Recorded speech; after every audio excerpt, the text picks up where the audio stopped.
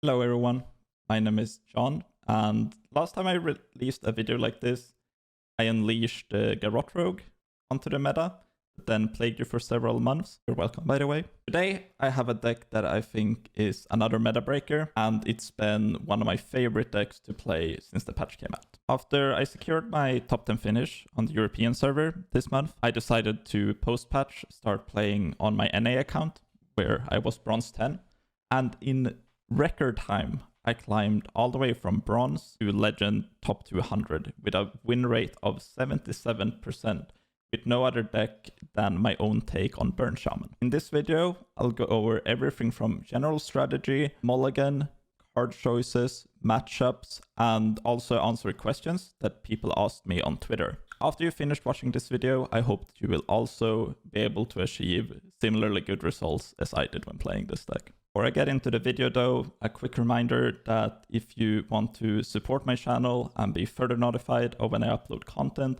feel free to hit the subscribe button. I would greatly appreciate it. Alright, get your notepads out. We have a lot to go over. As you can see here, as a beautifully drawn on my whiteboard, we are gonna cover pretty much everything you need to know about this deck. So what is Burn Shaman? The deck has been around since the expansion drop, but with the strength of Rogue, the deck hasn't exactly gotten the attention it deserves. I think most people look at it as a sort of tempo deck, but what I realized when I built this list is that you really have all the capabilities to build a deck as a pure combo deck, while still maintaining some of the tempo aspects of the old list. If I were to compare this deck to a deck of the past, I think I would compare it to Freeze Mage, or in my opinion, the even better comparison would be Ginter Mage, if anyone remembers that deck. Burn Shaman is a deck that tries to stall your opponent's game plan through cards like Wind Chill, Landslide, and Snowfall Guardian. To stall the game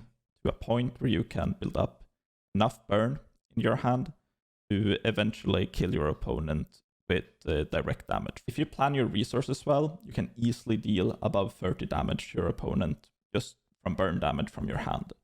The good thing is though that most of the time you don't have to do that, because you also play a lot of minions that usually gets to push for some damage too. And do you all remember the time where Shaman didn't have any draw? These days, we have the problem of probably having too much draw. Burn Shaman has the neat upside that it kind of plays out like two different decks depending on what matchup you play. Against slower decks, you play out as an aggro deck, you try and play minions, you try to play burn damage and kill them that way. But against aggro decks, you are more of a control deck that tries to stall and win the game through Snowfall Guardians. It is pretty nice because the deck is so flexible and can do so many different things. As for the combo, you are not exactly gonna like this deck if you don't enjoy counting.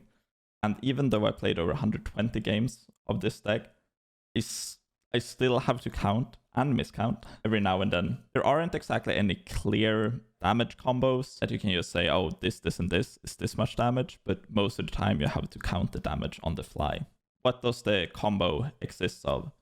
Well, usually it's some combination of Novice Sapper, Diligent Note Taker, Lightning Bolt, Frostbite, Lightning Blooms, and Overdraft. You start getting later in the game, have lots of spell damage through Sappers and Primordial Studies. The card in particular that makes combo damage a really hard thing is because of Overdraft.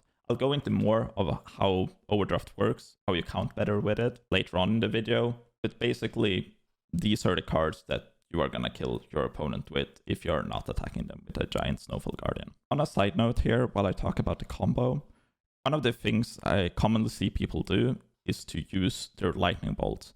While I think that your combo pieces are very flexible and can do different things, in most matchups, I would not play my Lightning Bolts. That is for sure most important and less replaceable piece than any other card for your burst damage. Just a side note. How do you play the deck then? I'm gonna start with the very basics, such as Mulligan, and then as we progress into the video, I'm gonna go more and more in depth about more complicated stuff. For the Mulligan, the cards I pretty much always keep are Lightning Bloom, Primordial Studies, Sleet Breaker, Primal Dungeoneer, and Multicast. While Lightning Bloom is pretty important for damage later in the game. It's also an amazing early game tool. It's a 0 mana spell that fuels your multicaster. It lets you not fall behind on tempo. It activates your landslides and just a bunch of other things which makes your early game really smooth.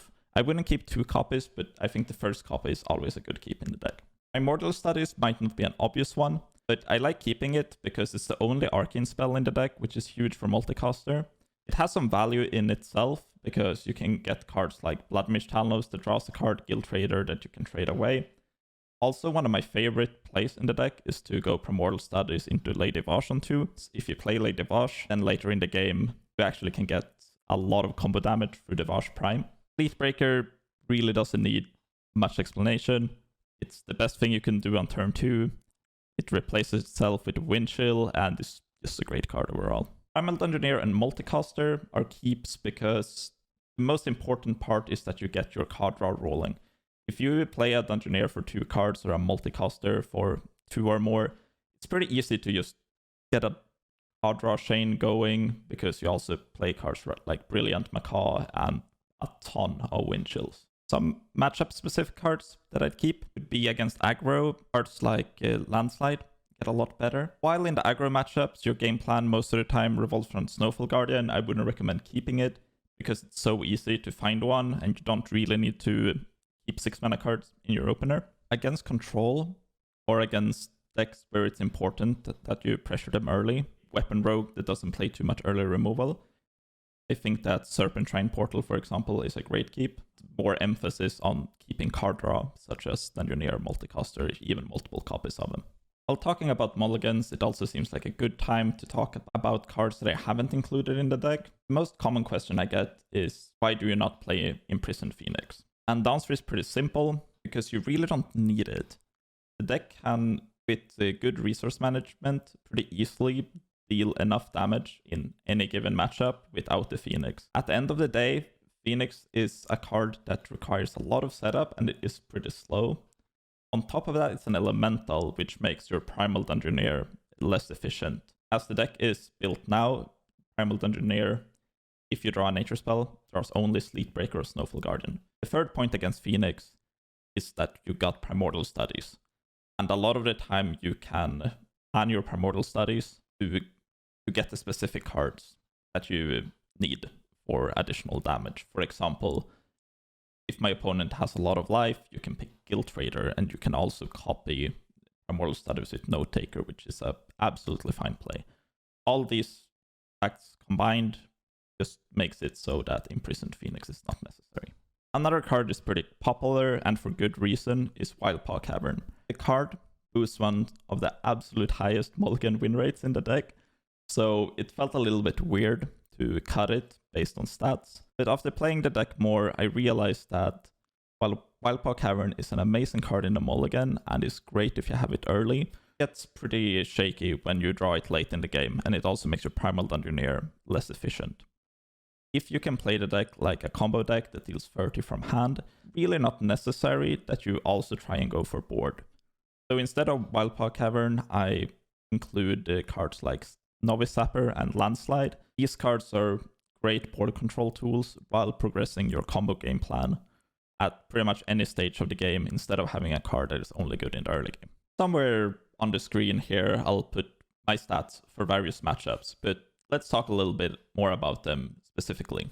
What are the good matchups? What are bad matchups? And how do you play them? From my experience, the best matchups for this deck are Aggro Druid and Warlock. Those two matchups seem just absolutely incredible. The deck also does amazing against Hunter and against the other shamans, such as Quest Shaman. The decks that are really good against Burn Shaman are Control Warrior, I'd say, is the most annoying matchup. And then I don't think it's a bad matchup per se, but Ramp Druid is close. And if they have early Guff, pretty hard to win. Then again, most other games you tend to win where they don't have it. Something, nerf Guff, please. I won't be able to go over all matchups, but I'll go over some of the more important ones, because if I cover every single matchup, this video would be hours long, and I don't think anyone really wants that. Let's start with the board-centric matchups, because they kind of fall into the same category. The three most board-centric matchups are Hunter, it's Paladin, and it's Aggro Druid. And with board-centric, I mean pretty much decks that you want a Snowfall Guardian. These are all very good matchups, mainly because they don't interact with Snowfall Guardian well. So what you're trying to do is to just make sure that you don't fall behind in the early game. Eventually, you'll get to a board that you can Snowfall Guardian. You can use Macaw for more Snowfall Guardians. And you just don't need to attack with Snowfall Guardians if you go into a chain, because how freeze effects work is that they freeze so that your minions miss one attack. If you have a Snowfall Guardian on board, they may have some taunts in play, and you play a Macaw, freeze the board over again. Then your Snowfall Guardian will immediately unfreeze, and you can attack with both the following turn. How it usually goes after you played a number of Snowfall Guardians that is necessary. You have usually drawn enough cards that you can play Novice Sapper plus Landslide. You clear their board, and you just have two, probably 7/7 or bigger minions that attack them in the face. Against Hunter, you can be way more generous with how you use your removal spells. This is one of the only matchups where I actually recommend that you just use lightning bolts on minions to get them done, because the only way you really lose is from a lot of aim shot and quick shots later in the game. Against Paladin, I would recommend stalling the game through wind chills. They really don't have enough burst, or like they don't have any burst pretty much. It doesn't really matter if you take some damage early on, and most of the time you're going to need some amount of burn to kill them in the late game, because they can heal with Libram of Hope. Ariel is a card that is probably their best card in the matchup, but that being said, since you have the Snowfall Guardians, you can actually just win a board, and if you win a board with some big Snowfall Guardians, then getting through Cariel and her weapon is actually not even that hard, and most of the time where I face Cariel, I've been able to beat it. Aggro Druid and other matchup with Iron Deep Trog. A question I get often on my stream is like, how does this deck beat Iron Deep Trog? And truth is that most of the time you're happy to see Iron Deep Trog, because what you can do is that you on purpose fill up their board with Iron Deep Trogs and play Snowfall Guardian into an eventual landslide after. That way you have them board locked, they can't play anything, and you can keep playing cards. Then you just clear them and you have insane tempo. And there are a few matchups which is a little bit of both. A little bit of you want to go for a lot of burn damage, and your Snowfall Guardians are also really valuable. Those matchups would mainly be Warlock and Ramp Druid. In these matchups, while you are the aggressor and just want to push damage with the minions early and save up burst damage instead of using it on minions, your Snowfall Guardians are incredibly valuable. Both of their decks are somewhat board-based. With Druid, not exactly, but against Druid, just having a large minion that can stall out Scenario Ward minions or something is incredibly good. And against Warlock, also, if they play their Flesh Giant turn with tons of big minions, you can do the Snowfall Guardian chain with Macaws and similar. Just win the game with bigger threats than they do, even though your primary game plan is to save up burst damage. Now I touched a little bit on Druid. That was more of what you do in the late game against Druid. Again, specifically Weapon Rogue and Druid, your game plan is quite a bit different than it is in other matchups. Against these decks, more damage you can push in the early game, the better. I usually don't recommend stuff like Tempo Sapper almost ever, but in these matchups, it's pretty fine, more so against Weapon Rogue than against Ramp Druid.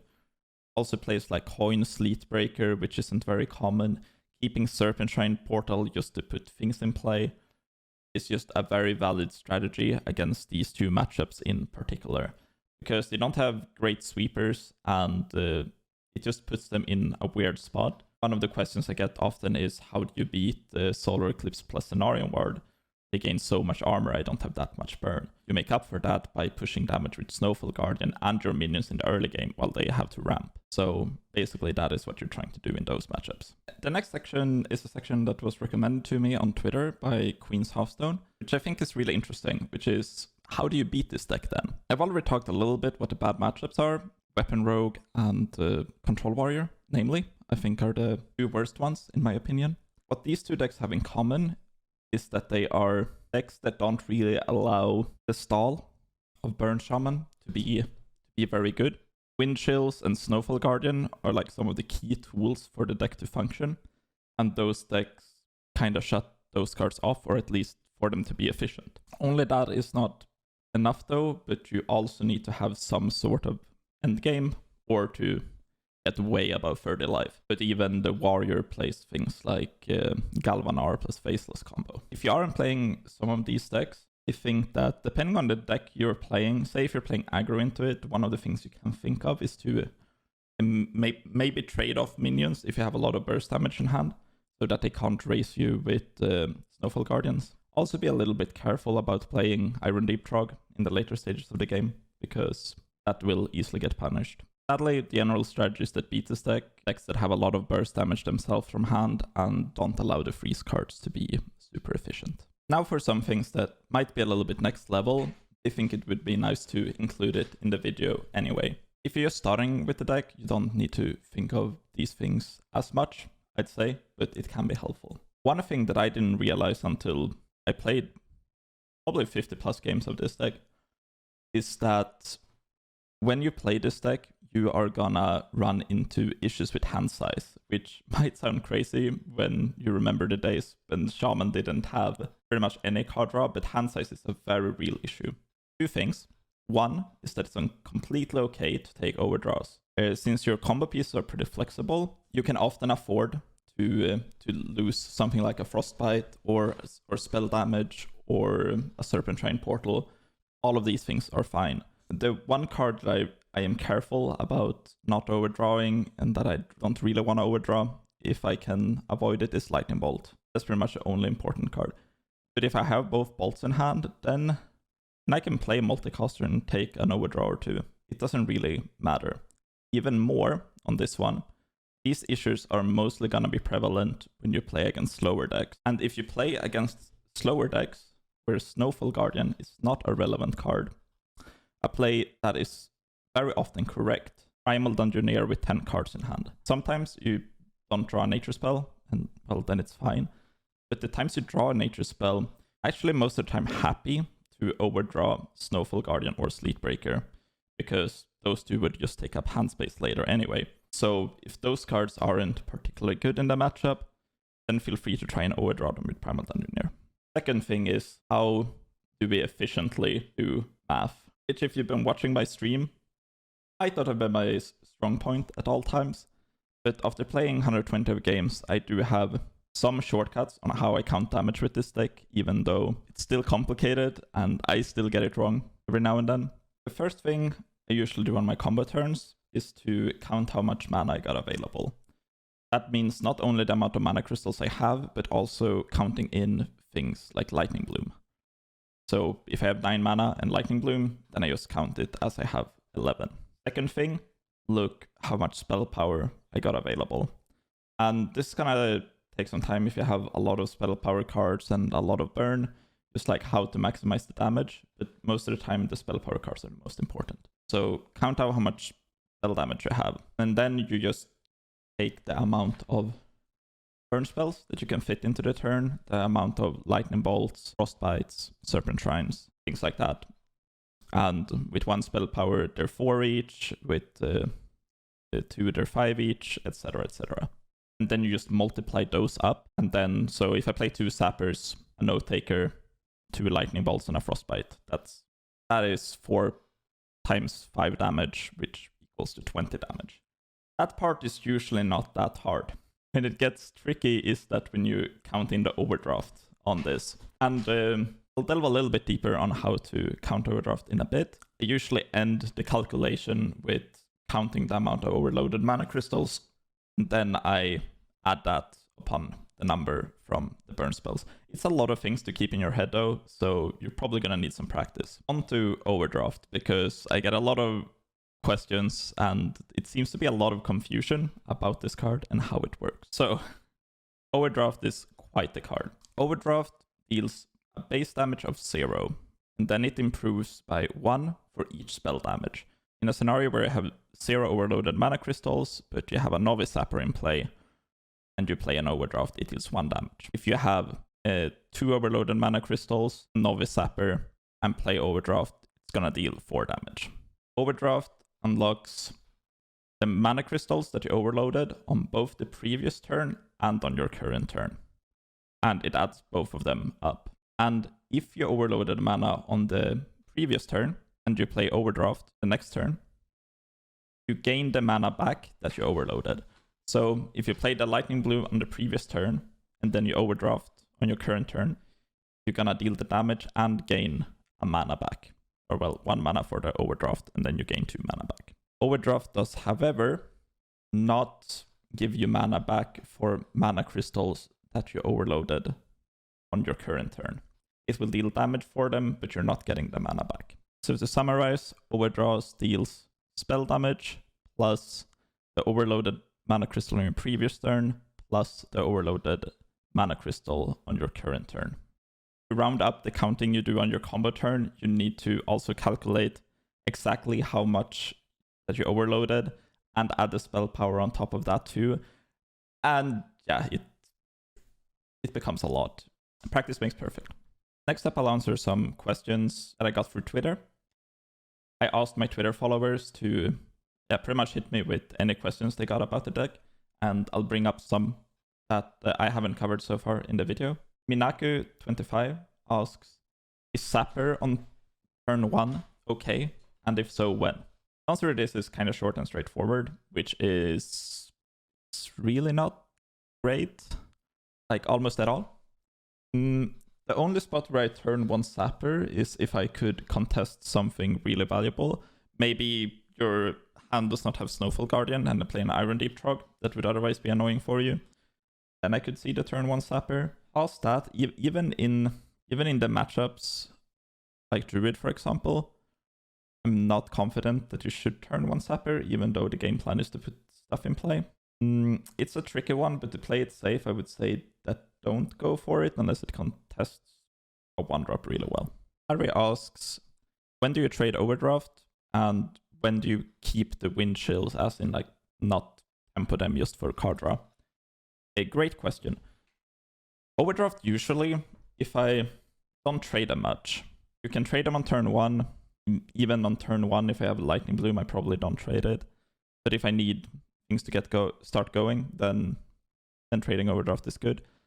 Most of the time in other stages of the game, you usually have things to do with your mana. And Overdraft also comes in handy really nicely in a lot of spots. A lot of the time when you have hand size issues, since you're playing 2 Overdrafts, you can kind of Overdraft for 0 just to get it out of your hand. And that can a lot of the time be better than to trade it. I only really trade Overdraft on turn 1, turn 2, if necessary. And then if I'm looking for something very specific that I need right now, say a Snowfall Guardian. On the topic of Wind Chill, most of the time, you just play the card as efficiently as possible to get the card draw rolling. But there are some matchups where the Wind Chill is really valuable. For example, Handlock is one of those matchups where I would rather not use Wind Chill on just anything to draw cards, but I'd rather keep it to stall their game plan. Say for example, it's great against Warlock because you can accept the fact that you just stall, say, a Flesh Giant for a turn. It's also valuable for their Cult Neophyte turns when they try to disrupt you going for your combo. It's good to deny their raise deads. Instead of killing their minion, you're freezing it and they can't raise dead it, and a lot of other reasons. Another matchup I'd be a little bit hesitant to maybe just play it for draw is against Paladin, because there you can also just prevent a lot of damage alone. But most of the time, just play your Wind Chill, draw cards. Christian asks about Note Taker and Wind Chill. I already covered Wind Chill a little bit, but I think that the question about Note Taker with Wind Chill or with other spells in the early game, and when it's good, when it's bad, really don't need Note Taker for your combo. You can do without most of the time. I'd like to have 1 Note Taker with Bolt on my combo turns most of the time, but it's not necessary. Using Note Taker early on, or say Wind Chill, especially if you don't have much draw in hand, unless Wind Chill is really good in the matchup and I have like several Macaws and multicasters, I'd probably look to Note Taker something else. Using Note Taker in the early game just for tempo and cheap spells is usually a good idea. Also, note-takering a landslide can be really valuable in the matchups where it's good. Even say against decks like Warlock, playing note-taker for a landslide is really good. So don't be scared about using your note-takers in the early game. Swiss Guy asks if Battle Master or Wind Fury is a consideration, because together with Snowfall Guardian, you can deal a lot of damage. And the short answer is no, it's not necessary. If you get to connect with a Snowfall Guardian, which is the idea of Wind Fury in the deck, will have enough damage from your deck to kill your opponent. So something like that is a dead card unless you have a Snowfall Guardian attacking. It's not a good idea to add in the deck. Super Fake, who is one of the most consistent performances in Master Tours last year, asks about resource management in different matchups. I covered it a little bit in the matchup section, but I think I can talk further on the subject. So basically, against most like really aggressive decks, there's really no such thing as resource management. You just play your cards as efficiently as possible to clear their board or set up your stuff, because eventually you have enough draw in your deck that you'll be able to take over the board and win. So using Lightning Bolts, Frostbite, Serpent Shrines, completely okay. Then there are some matchups where you really want to save up like every last bit of resource when it comes to burn damage. Serpent Shrine Portal is usually a card that I put a little bit outside of the actual combo, because most of the time it's too expensive to fit in on the combo turns, but in a pinch it can fit. So that's a card that I usually tempo to fuel my multicaster or similar. The matchup where it's most important that you manage your burn resources against Warlock, since they have a hard time keeping themselves above the damage thresholds that you have. Just like making it as hard for them as possible. So that means saving up as much spell damage that you can in hand and burn damage. Using Immortal Studies to get something like Guild Trader, this additional damage can be a good idea. Even though against these decks, say Druid and Warlock, you really want to save most of your burn and spell damage. A lot of the time you're gonna need to play at least one Sapper for a landslide to clear the board at some point to give you time.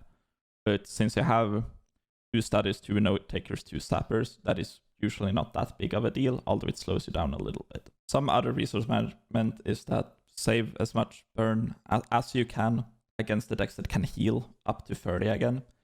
Even if you ship damage away from a Fell Demon Hunter, they can quite easily get back to 30, so you can't just start wasting resources. I often Frostbite on Fell Gorger is an incredibly good play in that matchup to Gul'dan, so that is a completely fine play.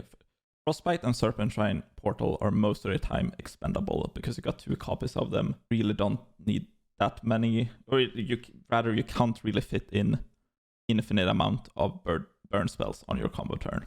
But decks that can easily heal back up to or over 30 are LDH, Taunt Druid, Paladin, Control, or Miracle Priest. Quest Shaman can heal, but it's harder for them. And well, Warlock, you want to save a lot of damage against. Oh, and also on the topic of resource management, I just realized that I haven't mentioned it. 1 copy of Lightning Bloom is a lot of extra damage on your combo turns. Not only because you can play more burn spells, but also because of overdraft. So the last Lightning Bloom equals a lot of damage. So that is often a piece that you want to save in most of these matchups where you're trying to burn your opponent down. I got some other really good questions, but most of them are pretty similar to things I already talked about. To not repeat myself, I'll leave it at these. Super happy for anyone that sent in a question. Thank you. So that is pretty much it for this video. I hope you enjoyed it. If you like the content and you're here still, please hit the subscribe button to support me doing more guides like these in the future. You can also find me streaming on Twitch daily. I high-level constructed almost every day. And if you have further questions about this deck, feel free to drop them in my stream. And I'll see you there. Bye everyone.